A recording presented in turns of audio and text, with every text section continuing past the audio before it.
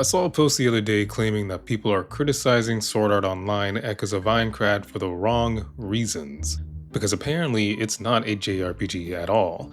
According to them, it's actually a Monster Hunter style game, and if you're expecting JRPG elements, then you're setting yourself up for disappointment and misunderstanding the game.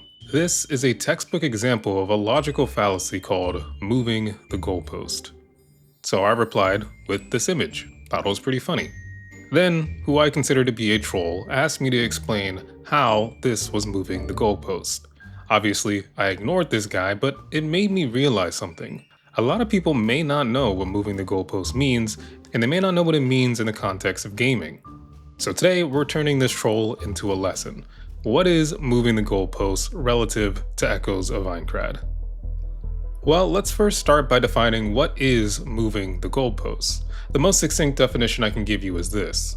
Moving the goalpost is when you criticize something using agreed upon standards, and instead of addressing the actual criticism, the other person changes what the standards are so that they don't have to be wrong or that they cannot be wrong. Or put more simply, when someone doesn't defend the thing you criticize, they just decide your criticism no longer counts. Now, how does this apply to Echoes of Aincrad? Well, let's give some examples. Say for the sake of argument, I say, one thing Echoes of Aincrad gets wrong is its world building. You can't interact with anyone outside of the game's requirements. Shopkeeps, story characters, and quest givers. Interacting with NPCs is a basic element of a good JRPG that adds life to the game. Therefore, without that, the game lacks quality. And someone responds with, well, you've only played the demo and there's no way for you to know what will be in the full game. I believe the full game will have those features to some extent, and you're prematurely exaggerating how they are lacking. You cannot know this game's quality based on a demo. That is a reasonable rebuttal. Now, I could bring up historical patterns, past Bandai demos, franchise precedents. I could even go on and bitch about it in a 7-minute video. But I still cannot say with certainty that this criticism will remain true at launch. So while I wouldn't consider this a good defense, it does block my argument. Fair enough. Now, here's where moving the goalpost comes in. Same criticism, different defense. I say again, Echoes of Aincrad lacks meaningful NPC interaction, a basic JRPG element, which hurts its overall quality. And this time the response is, that criticism makes no sense. This isn't a JRPG, it's a Monster Hunter style game. And nobody plays those games for its story or NPC interactions. You just don't understand what type of game this is and are nitpicking and biased. I win, bye bye.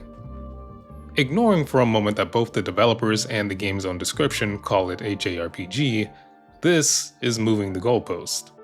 In the first exchange, we agreed on a general premise. Does this game meet basic JRPG standards? In the second exchange, that question is dismissed entirely by changing the category of the game itself. Instead of defending the criticism, they changed the rules. We went from, maybe those JRPG elements will be there later, to, it cannot be judged by JRPG standards at all. That is not a rebuttal. That is moving the goalpost. So why does this matter? Well, this matters to me on a personal level and for my channel moving forward. I have a feeling Echoes of Aincrad is going to be a divisive game. There are going to be people who love it, they feel they got their money's worth, and would happily pay more for the game. And there will be people genuinely shocked that a game this deep into its own franchise lacks polish and is asking $70 when other games offer far more for less. And when those two opinions collide, discussion usually goes south. People stop listening, they stop engaging with the actual criticism, or they ignore what the game gets right just to milk what it does wrong. I don't want a community that blindly hates the game or blindly praises it. Even when I'm critical, I want people to feel comfortable disagreeing with me. That's why I pin comments that push back on my videos. I know this is a game I will enjoy and one I will also be criticizing. But criticism is not permission to dogpile. And defending a game doesn't mean pretending its flaws don't exist. I hear both sides and I read every comment, and I will only ever make videos in good faith. I want good Sword Art Online games, but we're never going to get better games if we accept whatever we're given.